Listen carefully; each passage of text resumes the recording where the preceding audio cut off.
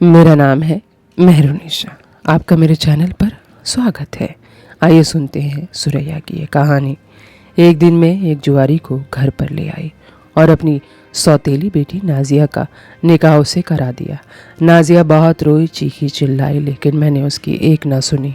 एक बार को मेरा दिल उसके रोने से, चीखने से पिघल गया था, लेकिन मैं अपनी नफरत में इतनी अंधी हो चुकी थी कि मुझे उसका रोना धोना कुछ भी दिखाई नहीं दे रहा था। और फिर खुदा ने जो मेरे साथ किया उसे मैं सह नहीं पाई। मेरा नाम सुरैया है, मैं 3 बेटियों की माँ हूँ और आज घर पर कुछ औरतें मेरी बड़ी बेटी का रिश्ता लेकर आई थीं। दरवाज़ा नाजिया ने ही खोला था। नाजिया मेरी सौतेली बेटी है। उसके बाद फिर नाजिया उन औरतों के सामने नहीं आई थी। सारा काम मैं और मेरी बेटियां ही देख रही थी। मैं चाहती थी कि ये रिश्ता हो जाए क्योंकि बहुत ही अच्छा रिश्ता था। मेरी बेटी ऐश करती। चाय नाश्ते के बाद वो औरतें बोली, क्या जिसने दरवाज़ा खोला था वो भी आपकी बेटी है? मैं एकदम से डर गई। मुझे लगा पता नहीं नाजिया ने कुछ गड़बड़ ना कर दी हो। मैंने कहा, हाँ है तो मेरी बेटी। क्यों, क्या हुआ? क्या उसने आपके साथ कुछ बदतमीज़ी की है? वो बोली, अरे नहीं, ऐसी तो कोई बात नहीं, बहुत ही प्यारी बच्ची है। वह असल में बात ये है कि हमें आपसे ये कहना है कि हमें आपकी उसी बेटी से रिश्ता चाहिए। अपने बेटे के लिए आपकी बेटी पर हमारा दिल आ गया है। प्लीज़ मना मत करना। उन औरतों की बात सुनकर मेरा दिमाग झन्ना गया। गुस्से के मारे अंदर ही अंदर खोलने लगी थी। किसी तरह खुद पर काबू पाया और कहा, जी हम सोच कर बताएंगे, अभी फ़िलहाल एकदम से जवाब नहीं दे सकते। औरतें फिर चली गई थीं। मेरा बस नहीं चल रहा था कि उन औरतों का मुंह नोच लूँ या फिर नाजिया का गला घोट दूँ। और उन औरतों के जाने के बाद ही मैं किचन में आ गई और अपना गुस्सा उन बर्तनों पर निकाल रही थी। जी में तो आया कि नाजिया को इतने थप्पड़ मारूं कि मेरे अंदर की सारी आग ठंडी हो जाए, लेकिन मैं मजबूर थी। बचपन की बात और थी, लेकिन अब नाजिया बड़ी हो चुकी थी। बचपन में तो मैं उसे मार कर अपना गुस्सा निकाल लेती थी, लेकिन अब उस पर हाथ नहीं उठा सकती थी। अगर बदले में उसने मुझ पर हाथ उठा दिया तो मेरी क्या इज्जत रह जाएगी। हालांकि वह मुझसे बहुत डरती थी और मैंने उसे पूरी तरह काबू में भी कर रखा था। शाम तक धीरे धीरे मैं नॉर्मल हो चुकी थी और अब दिमाग भी शांत हो गया था। तब मैंने सोचा कि इस मामले से कैसे निपटूं। मैंने उन लोगों को फ़ोन किया और माफ़ी मांगते हुए कहा कि हमारे ख़ानदान में एक मौत हो गई थी, इसलिए मैं आपको फ़ोन नहीं कर सकी। बात यह है कि हम नाजिया का रिश्ता पहले ही तय कर चुके हैं, तो इसलिए आपको उसका रिश्ता नहीं दे सकते। अगर आप चाहें तो मेरी बेटियों में से किसी का रिश्ता तय कर सकते हैं अपने बेटे के साथ। मेरी बात सुनकर लड़के की माँ ने कहा कि माफ़ करना बहन जी, हमें तो नाजिया ही पसंद आई थी। अगर उसका रिश्ता आप नहीं कर सकती हैं तो कोई बात नहीं, हम कहीं और लड़की देख लेंगे, क्योंकि आपके घर में हमें नाजिया पसंद थी। ये बात सुनकर मेरे अंदर आग लग गई थी, गुस्से की एक ऐसी आग जिसमें मैं जल उठी थी। मुझे नाजिया पर बहुत ज़्यादा गुस्सा आ रहा था। पहले उसकी माँ ने मेरा हक छीनने की कोशिश की और अब वह मेरी बेटियों का हक छीन रही थी। गुस्से से मैंने फ़ोन रख दिया। कुछ भी हो जाए, मैं अपनी बेटियों का हक नाजिया को नहीं दूंगी। जो मेरी बेटियों का है वो मेरी बेटियों को ही मिलेगा। दिल में कुछ फैसला करते हुए मैं बाहर आंगन में आई। नाजिया किताब पढ़ रही थी। उसे इस तरह आराम से बैठकर मैं गुस्से से चीख पड़ी, तुम यहाँ बैठकर पढ़ रही हो और वहाँ मेरे मैले कपड़े पड़े हैं, उन्हें कौन धोएगा? मैंने उसके हाथ से किताब लेकर फेंक दी। मेरे इस तरह चीखने पर वो डर गई थी। उसकी आंखों में आंसू आ गए थे, जिन्हें वो मुश्किल से रोके हुए थी। मेरी बात सुनकर वो मशीन लगाने के लिए आगे बढ़ गई थी, लेकिन मैं वहीं गुस्से से खड़ी रही और मुझे अपना वक्त याद आ गया जब मैं अपने शौहर कासिम के सामने कितना गिड़गिड़ाई थी। मैंने उससे रोते हुए कहा था, कासिम, खुदा का वास्ता आप दूसरी शादी मत करो। हमारी खुद की बेटियां हैं, उन पर क्या असर पड़ेगा? आखिर उनके बारे में तो सोचो। लेकिन उसने मेरी एक नहीं सुनी थी और मुझे बहुत ही नफरत से देख के कहा था कि बीवी हो, बीवी बनकर रहो, ज़्यादा सर पर बैठने की ज़रूरत नहीं। मैं अपने ऑफिस कलीग से मोहब्बत करता हूँ और उससे शादी करूँगा। ये कम से कम पढ़ी लिखी तो है, तुम्हारी तरह जाहिल तो नहीं है, और तुम मुझे किस हक से दूसरी शादी करने को रोक रही हो? एक बेटा तक तो दे नहीं सकी मुझे। इतनी घटिया सोच लेकर कुछ पल के लिए मुझे कासिम से नफरत महसूस हुई थी, लेकिन फिर अपनी बेटियों का मुंह देखकर मैंने अपने घर को बचाने की कोशिश की। मैंने कहा, अगर वह भी तुम्हें बेटा ना दे सके तो क्या करोगे? मेरी बातों का कासिम पर कोई असर नहीं हुआ था। कहने लगे कि मैं आसिमा से लड़के के लिए शादी नहीं कर रहा, अपने दिल के सुकून के लिए कर रहा हूँ, क्योंकि मुझे उससे मोहब्बत है। अगर वह मुझे बेटा नहीं दे सकी तो कोई बात नहीं, अगर एक बेटी और हो गई तो क्या हुआ? तुम्हारी भी तो 3 बेटियां हैं, एक और सही। कासिम ने किसी की भी बात ना सुनने का फैसला कर लिया था। उन पर तो आसिमा का भूत सवार था और उसी हफ्ते आसिमा से शादी कर रहे थे। मैंने कुछ कहने के लिए मुंह खोला ही था कि उन्होंने एकदम से कहा, अगर अब तुमने एक शब्द भी बोला तो मैं तुम्हें अभी के अभी तलाक देकर इस घर से निकाल दूंगा। और बस यहीं पर आकर मैं खामोश हो गई। मेरी बेटियां अभी बहुत छोटी थी। बड़ी बेटी 5 साल की थी, दूसरी बेटी 3 साल की और सबसे छोटी बेटी अभी सिर्फ 2 महीने की ही थी। फिर मैंने किसी से कुछ नहीं कहा, बस खामोश हो गई, क्योंकि अब कहने सुनने का कोई मतलब ही नहीं रह गया था। और फिर वही हुआ जो होना चाहिए था। अगले हफ्ते आसिमा से शादी करके घर ले आए और वो मेरी सौतन बन गई। मैंने दिल पर पत्थर रख कर उसको अपना लिया था। शादी बहुत ही सादगी से की गई थी। आसिमा के आने के बाद मेरी ज़िंदगी बस चल रही थी, और कैसे चल रही थी मैं ही जानती थी। मैं अपनी मासूम बच्चियों का मुंह देख देख कर अंदर ही अंदर तड़पती रहती थी। हमारा घर बहुत बड़ा था, इसलिए जगह की कोई ज़्यादा परेशानी नहीं हुई। उसने घर का सबसे बड़ा और अच्छा कमरा अपने और आशिमा के लिए सेट कर लिया था। मैं ज़्यादातर अपनी बच्चियों को लेकर अपने कमरे में ही बंद रहती। शादी के तीसरे दिन ही कासिम आशिमा को लेकर हनीमून पर चले गए। पीछे रह गई थी मैं और मेरी मासूम बच्चियाँ।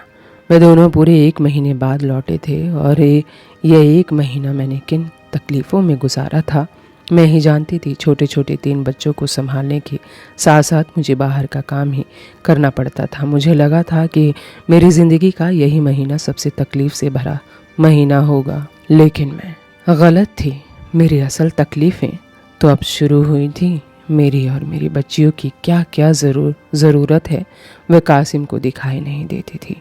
मैं किसी चीज़ के लिए कहती कि मुझे कुछ ज़रूरी सामान चाहिए तो कासिम हफ्तों तक उस बात को टालते रहते। वहीं अगर आसिमा किसी चीज़ के लिए कह देती तो वो अगले ही घंटे हाजिर हो जाती। आसिमा खूबसूरत थी, रख रखाव वाली थी, बात करने में भी तमीज़ था, लेकिन उसे देखते ही मेरे अंदर नफ़रत के अंगारे उभरने लगते थे। जी चाहता था कि उसको घर से धक्के मार कर निकाल दूँ। उसने मेरे और मेरी बच्चियों के हक पर डाका डाला है। कासिम पूरा पूरा दिन आसिमा के साथ ही रहता, मुझे और मेरी बच्चियों को देखता भी नहीं।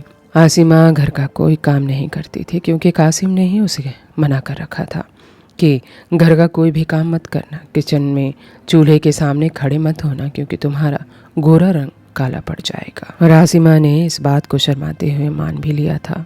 उसके उलट कासिम ने मुझसे कहा था कि घर का सारा काम तुम करोगी, आसिमा को किसी काम के लिए नहीं कहोगी। मुझे अब अपनी ज़िंदगी जीने की नहीं थी, बस गुजारनी थी, वो भी अपनी बच्चियों के लिए।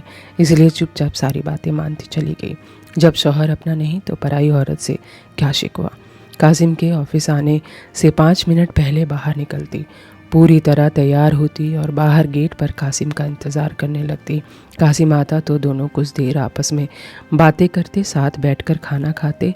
मैं और मेरी बच्चियां किचन में ही बैठकर खाना खा लेते थे, क्योंकि कासिम का हुक्म था कि मेरे सामने जितना हो सके उतना कमाना।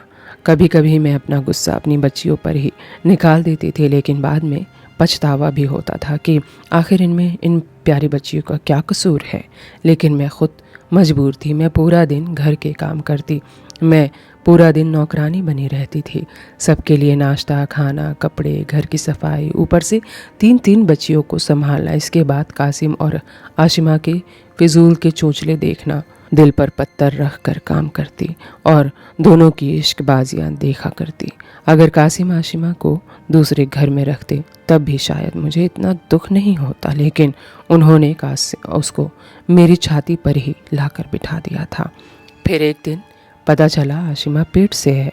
कासिम इतना खुश हुए जैसे वह पहली बार बाप बन रहे थे, लेकिन मेरे लिए थोड़ी राहत हुई क्योंकि उन्होंने आशिमा के लिए दूसरा घर ले लिया और उसी में आशिमा को शिफ्ट करा दिया। लेकिन जाते जाते मेरा दिल दुखा गए। कहा कि अगर आसिमा इस घर में रहेगी तो मेरी नज़र उसके बच्चे को लग जाएगी। मेरे दिल पर धक्का सा लगा था, लेकिन आशिमा का मेरे घर से जाना भी मेरे लिए सुकून की बात नहीं थी, क्योंकि आसिमा होती थी तो कम से कम घर में खाने पीने का सामान तो आता था।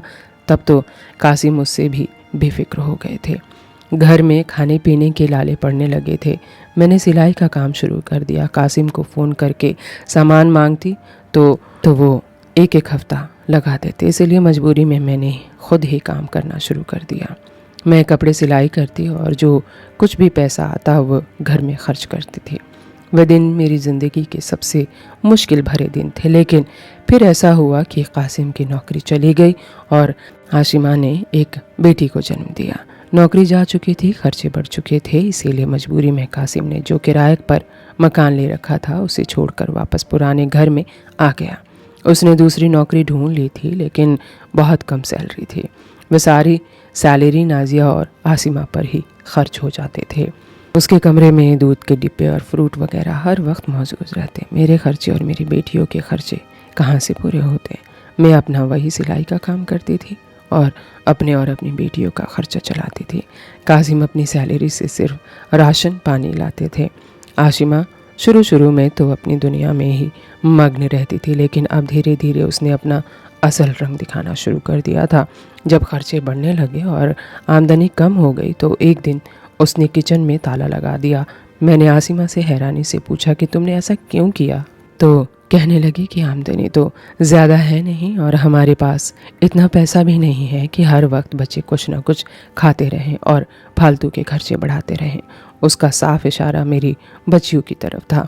अब आशिमा किचन को ताला लगा रही थी तो कासिम सामने बैठे बैठे ये सब कुछ देख रहे थे, लेकिन उन्होंने अपने मुंह से कुछ भी नहीं बोला। मैंने शिकायत भरी नज़रों से कासिम की तरफ देखा तो उसने मुंह फेर लिया। कहने लगे कि हाँ, आशिमा ठीक कर रही है। अब आमदनी कम है, खर्चे ज़्यादा, तो सोच समझ कर खर्च करना पड़ेगा। मैं कहते कहते रह गई कि मैं खुद पैसा कमाती हूँ और अपने बच्चों का खर्च करती हूँ, बल्कि आशिमा फिजूल खर्ची करती है। ना जाने कितने फ्रूट उसके कमरे में पड़े पड़े सड़ गए हैं। लेकिन इसे मेरी बुज़दिली कहो या मेरी गलती कि मैं अपने शौहर से डरती थी। बस यहाँ पर भी मैं खामोश हो गई। इतने पर ही हद नहीं थी। आसिमा ने मेरी बच्चियों को प्राइवेट स्कूल से हटवाकर सरकारी स्कूल में डलवा दिया और अपनी बेटी नाजिया को प्राइवेट स्कूल में एडमिशन करवा दिया। जब मैंने कासिम से इस बारे में बात की तो कहने लगे आसिमा ने जो किया ठीक किया है, क्योंकि नाजिया का कच्चा दिमाग है। अगर अभी से सरकारी स्कूल में डाल दिया तो वह पढ़ाई में कमज़ोर हो जाएगी। तब मैं खामोश रह गई। कोई त्यौहार होता, कोई फंक्शन होता तो मेरी बेटियों के लिए जोड़ तोड़ करके मैं खुद ही कपड़े बनाती थी, जबकि नाजिया के लिए मैचिंग चप्पल, मैचिंग चूड़ियाँ और मैचिंग ज्वेलरी सब कुछ आता था। ये देख देख कर मेरी बेटियों में मायूसी आने लगी थी। कभी कभी मुझसे शिकायत करती थी कि अम्मी, नाजिया तो इतने अच्छे अच्छे कपड़े पहनती है, फिर हम ही क्यों अच्छे कपड़े नहीं पहनते? नाजिया की अम्मी इतने सारे जेवर, इतनी सुंदर कपड़े पहनती है, फिर आप क्यों नहीं पहनती? मैं बच्चों को डांट कर चुप करा देती, क्योंकि इन सवालों के जवाब मेरे पास भी नहीं थे। अपने बच्चों की ज़रूरत देखते हुए मैं ज़्यादा से ज़्यादा कपड़े सिलाई करती, जिससे कि मैं ज़्यादा से ज़्यादा अपने बच्चों की ज़रूरतें पूरी कर सकूं। लेकिन जो अंतर नाजिया के रहन सहन में और मेरे बच्चों में था, मैं उसे पूरा नहीं कर पा रही थी। बस खाई को भरने में नाकाम थी। मेरी बेटियां धीरे धीरे बड़ी हो रही थी और उन्हें अपने बाप से नफरत होती जा रही थी, क्योंकि वो इतना तो समझती थी कि आसिमा नाम का ये जो सांप है उनके बाप ने ही उनके सीने पर ला कर बिठाया है। फिर खबर मिली कि आसिमा फिर से माँ बनने वाली है। कासिम इस बार भी उसकी मोहब्बत में कोई कमी नहीं आई। वह पहले की तरह ही उसका ख्याल रखते थे, लेकिन खुदा को कुछ और ही मंजूर था। कासिम और आसिमा मंथली चेकअप के लिए डॉक्टर के पास जा रहे थे। रास्ते में उनकी गाड़ी का एक्सीडेंट हो गया और फिर सब कुछ ख़त्म हो गया। कासिम और आसिमा की मौके पर ही मौत हो गई। इस हादसे में मैं अंदर तक हिल गई थी, लेकिन फिर मुझे एहसास हुआ कि मैं ऐसे रिश्ते के लिए क्यों गमज़दा हूँ जो सालों पहले मेरे लिए दफन हो गया था। खैर, मैंने खुद को संभाला। आखिर उन दोनों के जाने से मेरी ज़िंदगी पर क्या असर पड़ने वाला था। आसिमा तो पहले ही मेरे लिए गैर थी। आज महसूस हुआ कि कासिम के जाने का भी मुझे दुख नहीं हुआ। मैं एकदम पत्थर बन गई थी। धीरे धीरे वक्त गुजरता गया। नाजिया से नफ़रत हमेशा रहती। आखिर सब कुछ इसी की माँ की वजह से हुआ था। मैंने अपने पूरे घर पर एक निगाह डाली। अंदर तक सुकून उतर गया था। अब ये घर पूरा मेरा था। अब मैं इस घर की मालकिन थी। मैंने अपनी ज़िंदगी में आगे बढ़ने की सोची। उस घर की थोड़ी सी सेटिंग बदली और घर में एक सिलाई सेंटर खोला। लड़कियों से फ़ीस लेकर मैंने लड़कियों को सिलाई सिखाना शुरू कर दिया। मेरे काम पर खुदा का करम हुआ और मेरा काम खूब चल निकला। घर में पैसे आने लगे तो मैंने अपनी बच्चियों का एडमिशन अच्छे प्राइवेट स्कूल में कराया। नाजिया का एडमिशन भी प्राइवेट स्कूल में ही कराया। मैं उसकी देखभाल, उसकी पढ़ाई लिखाई अपनी बच्चियों के बराबर ही करती थी, ना उनसे कम ना उनसे ज़्यादा। लेकिन फिर भी पुरानी ज़िंदगी की छाप मेरे दिमाग पर अभी थी। धीरे धीरे चारों बच्चियां बड़ी होने लगी, लेकिन नाजिया का खूब रंग रूप निखरा था। बहुत ज़्यादा सुंदर थी और इसीलिए जो भी रिश्ता मेरी बड़ी बेटी के लिए आता वह नाजिया को पसंद कर जाता था। तंग आकर मैंने नाजिया से कह दिया कि किसी भी आने वाले रिश्तेदार के सामने नहीं आना है। नाजिया मेरी सारी बातें मानती थी और उसने ये भी बात मेरी मान ली थी। वह किसी के भी सामने नहीं आती थी, लेकिन हर बार कुछ ना कुछ ऐसा हो जाता था कि मेरी बेटी का रिश्ता होते होते रह जाता। वह लोग उस नाजिया को किसी तरह देख लेते और उसे ही पसंद कर जाते। और आज भी ऐसा ही हुआ था। मैंने दिल को पक्का फैसला कर लिया कि सबसे पहले मैं नाजिया की शादी करूंगी। अपने रास्ते के कांटे को निकालना ही सबसे बड़ी समझदारी है, क्योंकि जब तक नाजिया की शादी नहीं होती मेरी बेटियों की शादी नहीं हो सकती थी। इसलिए मैंने नाजिया के लिए रिश्ते देखना शुरू कर दिया। लेकिन नाजिया के लिए एक से एक बढ़कर रिश्ता था, लेकिन मैं उसकी शादी किसी अच्छे घर में नहीं करना चाहती थी। जो बरसों से मेरे दिल में गुस्सा भरा हुआ था उसे निकालना चाहती थी। मैं उसकी माँ का बदला उससे लेना चाहती थी। मैं हर आने वाले रिश्ते को मना कर देती, लेकिन अगला रिश्ता उससे भी बढ़कर होता। मैं तो नाजिया की शादी ऐसे घर में करना चाहती थी जो उसके जोड़ का ना हो, जहाँ उसे सिर्फ दुख ही दुख हो। लेकिन अभी तक ऐसा कोई रिश्ता मुझे नहीं मिला था। एक दिन मैं बाज़ार जा रही थी तो एक साइकिल वाले से टकरा गई। वो साइकिल वाला जल्दी से नीचे उतर कर आया और मुझे उठाते हुए बोला, माफ़ कर दो मैडम जी, मैंने आपको देखा नहीं। कुछ लोग मेरे पीछे पड़े हुए थे, उनसे भाग रहा था। मैंने हैरत से उस साइकिल वाले को देखा। अच्छी कदकाठी का लड़का था, लेकिन कुछ घबराया हुआ था। मैंने कहा, कौन लोग तुम्हारा पीछा कर रहे हैं? कहने लगा, मैडम जी, मैं जुए में सब कुछ हार गया, कुछ उधार भी रह गया, तो उसी को चुकता कराने के लिए कुछ लोग मेरे पीछे पड़े हैं। शाम तक कहीं से इधर उधर जुगाड़ करके मैं उनका उधार चुकता कर दूंगा, लेकिन अभी मुझे उनसे बचना है। मेरे दिमाग में एक शैतानी ख्याल आया, उससे अच्छा तो नाजिया के लिए कोई रिश्ता मिल ही नहीं सकता।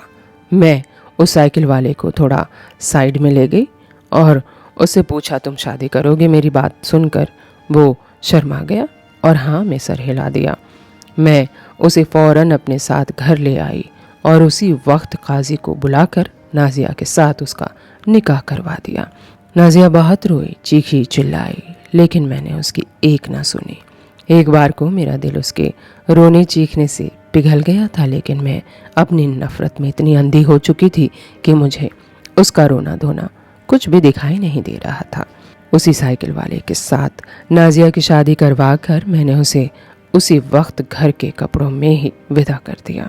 वो रोती धोती घर से विदा हो गई। मेरी बेटियों ने जल्दबाजी में शादी करने की वजह पूछी तो मैंने कहा, अगर नाजिया की शादी नहीं करती तो तुम में से किसी की भी शादी नहीं होती। मेरी बेटियां मेरी बात सुनकर शांत हो गई थीं। अब मुझे अपनी बेटियों की शादी की फिक्र थी। मैं उनके लिए रिश्ते ढूंढने लगी। अब क्यों कि नाजिया का कोई मसला नहीं था, तो मेरी दोनों बड़ी बेटियों की शादी बहुत ही आसानी से हो गई। घर में मैं और मेरी छोटी बेटी बचे थे और छोटी बेटी की शादी करने का अभी मेरा कोई इरादा नहीं था। नाजिया की शादी किए हुए मुझे पूरे 6 महीने हो चुके थे और इन 6 महीनों में नाजिया एक बार भी हमारे घर नहीं आई थी। मुझे अब थोड़ी उलझन होने लगी थी कि पता नहीं कैसी होगी और वो एक बार भी हमसे मिलने क्यों नहीं आई। दिन ऐसे ही कट रहे थे कि एक दिन अचानक नाजिया आई। खुश लग रही थी और ना ही दुखी। आते ही मुझसे गले मिली और मेरे हाथ पर बहुत सारे पैसे रख दिए और बोली, मैं आपसे मिलने फिर आऊँगी। मैं हैरान हो गई, क्या कर ये सब क्या है? उसके पास इतने सारे पैसे कहाँ से आए? फिर मैंने सोचा चलो जो भी है, मेरी बहुत सारी ज़रूरतें अटकी हुई थी वो पूरी हो जाएंगी इन पैसों से। एक हफ्ते बाद वो फिर मिलने आई और खूब ढेर सारे पैसे मेरे हाथों पर रख दिए और तब मुझे बहुत ज़्यादा हैरानी हुई कि आखिर इसके पास इतने पैसे कहाँ से आते हैं। मुझे फिर उससे नफ़रत होने लगी कि इस लड़की की कितनी अच्छी किस्मत है, जहाँ भी जाती है उसकी किस्मत खुल जाती है। अगली बार जब नाजिया मुझसे मिलने आई तो उसका शौहर भी साथ में आया था। मुझसे बहुत ही मोहब्बत और गर्मजोशी के से मिला और साथ ही साथ उसने अपने छोटे भाई के लिए मेरी छोटी बेटी का रिश्ता मांग लिया। मैंने भी लालच में आकर हाँ कर दिया। कितने पैसे वाले लोग हैं, मेरी बेटी राज करेगी जैसे नाजिया करती है। नाजिया ने मुझे अंदर कमरे में ले जाकर बहुत मना किया कि ये रिश्ता ना करें, लेकिन मैंने उसकी एक ना सुनी। मुझे लगा शायद नाजिया को मेरी बेटी की खुशी देखी नहीं जा रही है, इसीलिए मना कर रही है। मैंने बाहर आकर नाजिया के शौहर को रिश्ते के लिए हाँ कर दिया और बोला कि अगले हफ्ते ही सादगी से शादी कर देते हैं। वह मान गया। जाते जाते भी नाजिया ने इस रिश्ते के लिए मना किया था, लेकिन मैं नहीं मानी। एक हफ्ते बाद ही मैंने सादगी से अपनी छोटी बेटी का निकाह कर दिया। निकाह से पहले भी नाजिया ने बहुत मना किया। मैं उस पर गुस्सा हो गई और उसे ताने देने लगी कि तुम चाहती ही नहीं हो कि मेरी बेटी खुश रहे, आखिर हो तुम आशिमा की बेटी ही ना। मेरी बात सुनकर नाजिया की आंखों में आंसू आ गए थे। वो रोने लगी थी। मुझे कोई फ़र्क नहीं पड़ता था उसके रोने से। मेरी बेटी की शादी हो गई और उसकी विदाई का वक्त आ गया। मैंने नाजिया से कहा, मेरी बेटी का ध्यान रखना। नाजिया हल्के से मुस्कुरा दी और कहा, जब ख्याल रखने का वक्त था तो आपने मेरी सुनी नहीं और अपने लालच में आकर अपनी बेटी की शादी कर दी। जितना हो सकेगा मैं आपकी बेटी का ध्यान रखूंगी। मेरी बेटी विदा होकर अपनी ससुराल चली गई। मैं सोचने लगी कि नाजिया ये सब क्यों कह रही थी, लेकिन फिर मैंने सर झटक दिया और अपने काम में लग गई। मेरी बेटी की शादी को पूरे 2 हफ्ते निकल चुके थे, लेकिन इन 2 हफ्तों में मेरी बेटी एक बार भी मुझसे मिलने नहीं आई थी। मेरा दिल बेचैन होने लगा था, तो सोचा चलो क्यों ना खुद ही चलकर अपनी बेटी से मिलकर आती हूँ। अपनी बेटी से मिलने जब मैं उसके घर पहुंची तो मेरे सर पर आसमान गिर पड़ा। पैरों तले ज़मीन सरक गई। जी चाह रहा था कि खुद को मार डालूं। नाजिया ने मुझसे ठीक ही मना किया था कि ये शादी ना करें, लेकिन मैंने उसकी एक नहीं सुनी, एक नहीं मानी। अपनी लालच में आकर मैंने अपनी बेटी की ज़िंदगी बर्बाद कर दी थी।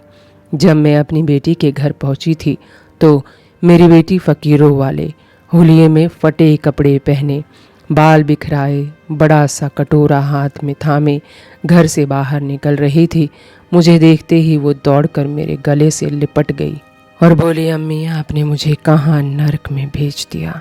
ये लोग मुझे बहुत मारते पीटते हैं और मुझसे भीख मंगवाते हैं। मैं सुनकर तो बोलने की हालत में ही नहीं थी कि तभी नाजिया भी उससे भी ख़राब हालत में बाहर निकली। मैं उससे चीख कर कहा, नाजिया तुमने मेरी बेटी की ज़िंदगी बर्बाद कर दी और तुमने मुझे बताया क्यों नहीं। नाजिया रोते हुए बोली, मैंने आपको बताने की कोशिश की थी, लेकिन आप नफ़रत की आग में इतनी अंधी हो चुकी थी कि आपने मेरी एक ना सुनी। ये लोग बहुत ख़तरनाक लोग हैं, हर वक्त हम पर निगाह रखते हैं। मैंने आपको लाख मना किया कि आप ये शादी ना करें, लेकिन आप लालच में थीं, आपने ही मानी। इनका गैंग बहुत बड़ा है, बहुत ऊपर तक इनकी पहुंच है। हमारे साथ साथ और भी कई लड़कियां यहाँ पर फंसी हुई हैं। नाजिया की बात सुनकर मैं सदमे में आ गई। नाजिया ने कहा, अब आप यहाँ से चली जाइए। मैं खामोश लौट गई, लेकिन सीधा पुलिस के पास गई। सारी कहानी बताई। पुलिस ने मेरी बात को गंभीरता से लिया और उस गिरोह पर छापा मारकर मेरी दोनों बच्चियों को और भी कई सारी बच्चियों की जान बचा ली। अब मैं नाजिया से नफ़रत नहीं करती। बेवजह मासूम से नफ़रत करने की सज़ा मुझे मिल चुकी थी। उम्मीद है ये वीडियो आपको अच्छी लगी होगी। चलते चलते 2 लाइन कह देती हूँ। कुछ मर सा गया है मेरे अंदर, अब मेरा दिल हसरतें नहीं करता। वीडियो अच्छी लगी हो तो चैनल को सब्सक्राइब कीजिएगा, लाइक कीजिएगा, शेयर कीजिएगा और हाँ, बेल आइकन को दबाना बिल्कुल मत भूलिएगा। Thank you for watching.